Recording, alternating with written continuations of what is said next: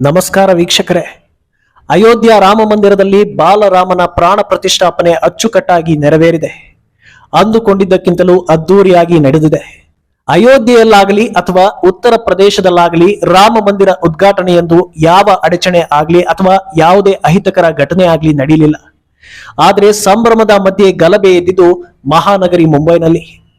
S, ನಿಮಗೆ ಗೊತ್ತಿರೋ ಹಾಗೆ ಬಾಲರಾಮನ ಪ್ರಾಣ ಪ್ರತಿಷ್ಠಾಪನೆಯನ್ನ ಪ್ರತಿಯೊಬ್ಬ ಭಾರತೀಯ ತಮ್ಮ ತಮ್ಮ ಮನೆಯಲ್ಲಿ ಬೀದಿ ಬೀದಿಯಲ್ಲಿ ಆಚರಿಸಿದ್ದಾರೆ.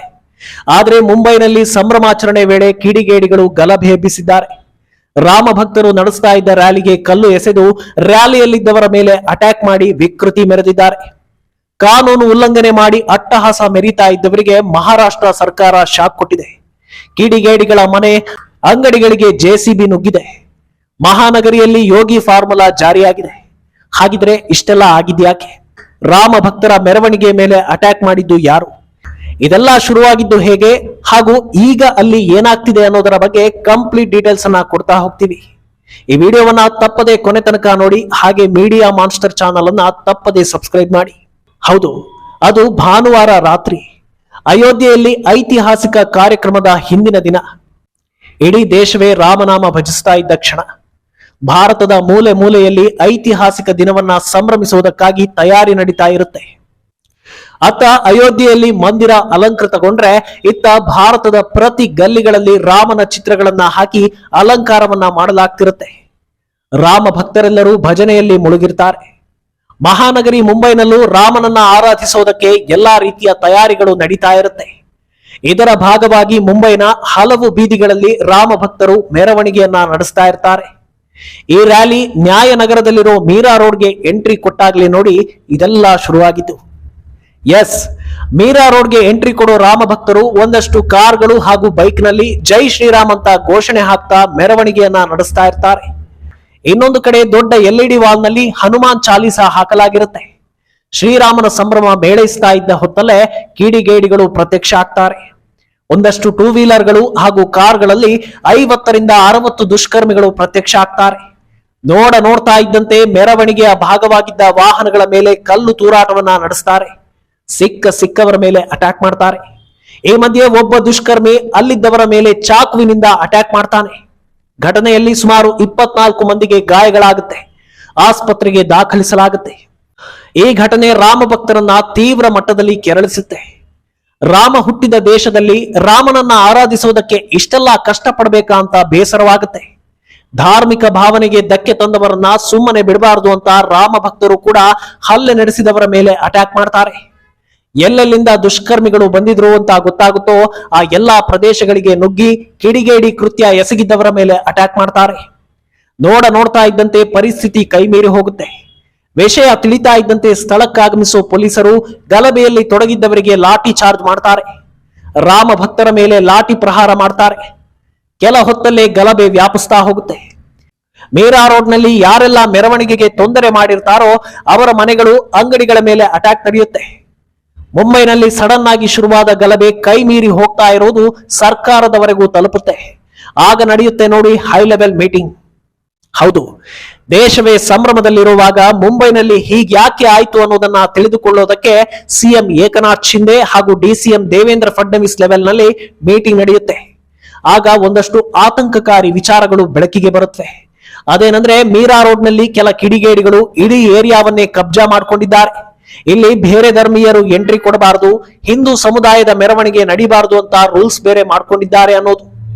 ಬಾಬಾ ಸಾಹೇಬ್ ಅಂಬೇಡ್ಕರ್ ಅವರು ಬರೆದ ಸಂವಿಧಾನಕ್ಕೆ ವಿರೋಧವಾಗಿ ಕಿಡಿಗೇಡಿಗಳು ಅಟ್ಟಹಾಸ ಮೆರೀತಾ ಇದ್ದಾರೆ ಅನ್ನೋದು ಮಹಾ ಸರ್ಕಾರವನ್ನ ಕೆರಳಿಸುತ್ತೆ. ದೇಶದ ಕಾನೂನನ್ನೇ ಮುರಿಯೋಕೆ ಹೊರಟವರಿಗೆ ತಕ್ಕ ಪಾಠವನ್ನ ಕಲಿಸಬೇಕು ಅಂತ ಬಿಜೆಪಿ ಹಾಗೂ ಶಿವಸೇನೆ ಮೈತ್ರಿ ಸರ್ಕಾರ ಮುಂದಾಗುತ್ತೆ. ಆಗ ಜಾರಿಯಾಗೋದೇ ನೋಡಿ ಯೋಗಿ ಬುಲ್ಡೋಸರ್ ಫಾರ್ಮುಲಾ.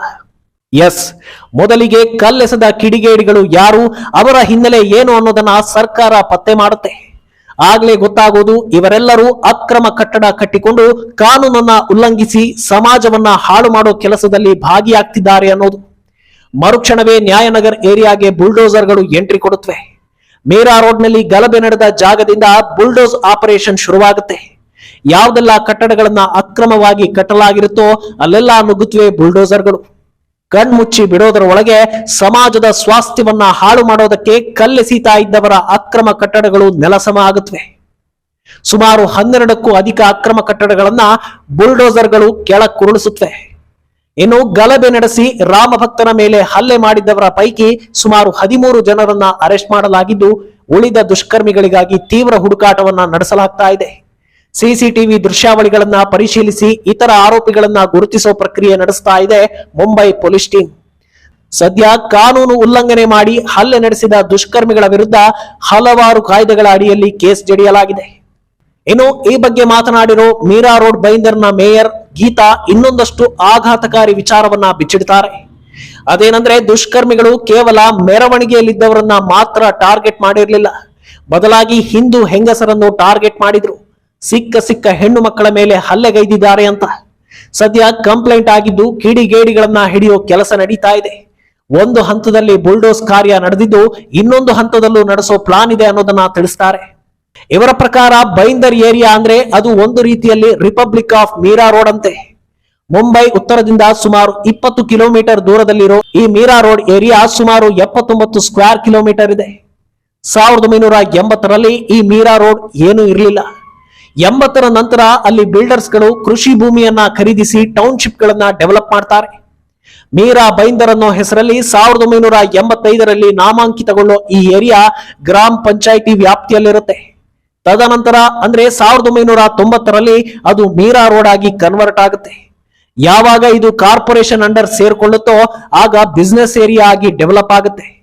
ಅಲ್ಲಿಂದ ನಿಧಾನಕ್ಕೆ ಕಿಡಿಗೇಡಿಗಳ ಕಬ್ಜಾ ಆಗ್ತಾ ಹೋಗೋ ಮೀರಾ ರೋಡ್ ಎಲ್ಲೆಂದರಲ್ಲಿ ಒತ್ತುವರಿ ಆಗ್ತಾ ಹೋಗುತ್ತೆ. ಒಂಥರ ಒಂದು ಸಮುದಾಯದ ಅಡ್ಡ ಆಗಿ ಹೋಗುತ್ತೆ. ಈ ಏರಿಯಾಗೆ ಬೇರೆ ಧರ್ಮದವರು ಎಂಟ್ರಿ ಕೊಡಬಾರದು ಅನ್ನೋ ಅಲಿಖಿತ ನಿಯಮ ಜಾರಿಯಾಗುತ್ತೆ. ಇದೇ ನೋಡಿ ಮೊನ್ನೆ ನಡೆದ ಘಟನೆಗೆ ಮೇನ್ ರೀಸನ್. ಮೀರಾ ರೋಡ್ ನಲ್ಲಿ ದೊಡ್ಡ ಗಲಭೆ ಆದ್ರೆ ಮುಂಬೈನ ಇತರೆ ಕೆಲ ಭಾಗಗಳಲ್ಲೂ ಇಂಥ ದುಷ್ಕೃತಿಗಳು ವರದಿಯಾಗಿವೆ. ಮುಂಬೈನ ವಕೋಲಾ ಏರಿಯಾದಲ್ಲಿರೋ ಪಿಂಪ್ಲೇಶ್ವರ ದೇಗುಲ ಸಮೀಪದಲ್ಲಿ ದುಷ್ಕರ್ಮಿಯೊಬ್ಬ ರಾಮನ ಚಿತ್ರ ಇರೋ ಬಾವುಟಕ್ಕೆ ಅವಮಾನ ಮಾಡಿದ್ದಾನೆ. ಗೋವಾಂಡಿ ಪೊಲೀಸ್ ಸ್ಟೇಷನ್ ಸಮೀಪ ಪ್ರಚೋದನಕಾರಿ ಹೇಳಿಕೆ ನೀಡ್ತಾ ಇದ್ದ ಯುವಕನೊಬ್ಬನನ್ನ ಪೊಲೀಸರು ಬಂಧಿಸಿದ್ದಾರೆ. ಬೋಯಿವಾಡದಲ್ಲಿ 55 ವರ್ಷದ ದುಷ್ಕರ್ಮಿಯೊಬ್ಬ ಕೇಸರಿ ಧ್ವಜದಿಂದ ರಾಮನ ಚಿತ್ರವನ್ನ ಕಿತ್ತು ಹಾಕಿ ಸಿಕ್ಕಿಬಿದ್ದಿದ್ದಾನೆ. ಅತ್ತ ಇಸ್ಲಾಂಪುರದ ವಿಪಿ ರೋಡ್ ನಲ್ಲಿ ದುಷ್ಕರ್ಮಿಗಳ ಗುಂಪೊಂದು ಶ್ರೀರಾಮನ ಮೆರವಣಿಗೆ ಮಾಡ್ತಾ ಇದ್ದವರಿಗೆ ಬೆದರಿಕೆ ಹಾಕಿದೆ. ಸದ್ಯ ಎಲ್ಲೆಲ್ಲಿ ಇಂಥ ಘಟನೆಗಳು ವರದಿಯಾಗಿದೆಯೋ ಎಲ್ಲದರ ಮಾಹಿತಿ ಕಲೆ ಹಾಕಿ ಧಾರ್ಮಿಕ ಭಾವನೆಗಳಿಗೆ ಧಕ್ಕೆ ತಂದವರು ಹಾಗೂ ಗಲಭೆ ಎಬ್ಬಿಸಿದ್ದವರನ್ನ ಹುಡುಕಿ ಕ್ರಮ ಕೈಗೊಳ್ಳುವುದಕ್ಕೆ ಮುಂದಾಗಿದೆ ಮಹಾರಾಷ್ಟ್ರ ಸರ್ಕಾರ. ಇನ್ನು ಘಟನೆಯ ನಂತರ ಮೀರಾ ರೋಡ್ ಪ್ರದೇಶದಲ್ಲಿ ಭಾರಿ ಭದ್ರತೆಯನ್ನ ನಿಯೋಜಿಸಲಾಗಿದೆ. ನಿಮಗೆ ನೆನಪಿರಬಹುದು, ಈ ಹಿಂದೆ ರಾಷ್ಟ್ರ ರಾಜಧಾನಿ ದೆಹಲಿಯಲ್ಲೂ ಇಂಥದ್ದೇ ಒಂದು ಗಲಭೆ ನಡೆದಿತ್ತು. ಹನುಮ ಜಯಂತಿ ಮೆರವಣಿಗೆ ಮಾಡ್ತಾ ಇದ್ದ ಹನುಮ ಭಕ್ತರ ಮೇಲೆ ದುಷ್ಕರ್ಮಿಗಳು ಕಲ್ಲೆಸೆದಿದ್ರು. ಹೆಂಗಸರು ಗಂಡಸರೆನ್ನದೆ ಮನೆಯ ಟೆರೆಸ್ ಮೇಲೆ ಹತ್ತಿ ಹನುಮ ಭಕ್ತರ ಮೇಲೆ ಕಲ್ಲೆಸೆಯೋ ವಿಡಿಯೋಗಳು ಮಾಧ್ಯಮಗಳಲ್ಲಿ ಫುಲ್ ವೈರಲ್ ಆಗಿತ್ತು. ಆನಂತರ ಅಲ್ಲಿ ಶಾಂತಿ ಭಂಗ ಉಂಟಾಗಿ ಗಲಭೆಯೂ ಕೂಡ ಆರಂಭವಾಗಿತ್ತು. ಅಂದು ರಾಮಭಂಟ ಆಂಜನೇಯ, ಇಂದು ಶ್ರೀರಾಮ ಅನ್ನೋ ಹಾಗೆ ಹಿಂದೂ ದೇವರನ್ನ ಆರಾಧಿಸೋದೇ ತಪ್ಪು ಅನ್ನೋ ಭಾವನೆ ಇರೋ ಕಿಡಿಗೇಡಿಗಳು ಹುಟ್ಟಿಕೊಂಡಿದ್ದಾರೆ. ಮೂಲ ನಿವಾಸಿಗಳು ತಮ್ಮ ದೇಶದ ದೇವರನ್ನ ಆರಾಧಿಸೋದಕ್ಕೆ ಇಷ್ಟೆಲ್ಲ ಕಷ್ಟಪಡಬೇಕಾ ಅಂತ ಜನರು ತಮ್ಮನ್ನ ತಾವೇ ಪ್ರಶ್ನೆ ಮಾಡಿಕೊಳ್ತಾ ಇದ್ದಾರೆ. ಸಂವಿಧಾನ ಶಿಲ್ಪಿ ಅಂಬೇಡ್ಕರ್ ಅವರು ಬರೆದ ಸಂವಿಧಾನದಲ್ಲಿ ಎಲ್ಲಾ ಧರ್ಮದವರಿಗೂ ತಮ್ಮ ತಮ್ಮ ಧರ್ಮವನ್ನ ಆಚರಿಸೋದಕ್ಕೆ ಅವಕಾಶವನ್ನ ಕಲ್ಪಿಸಲಾಗಿದೆ.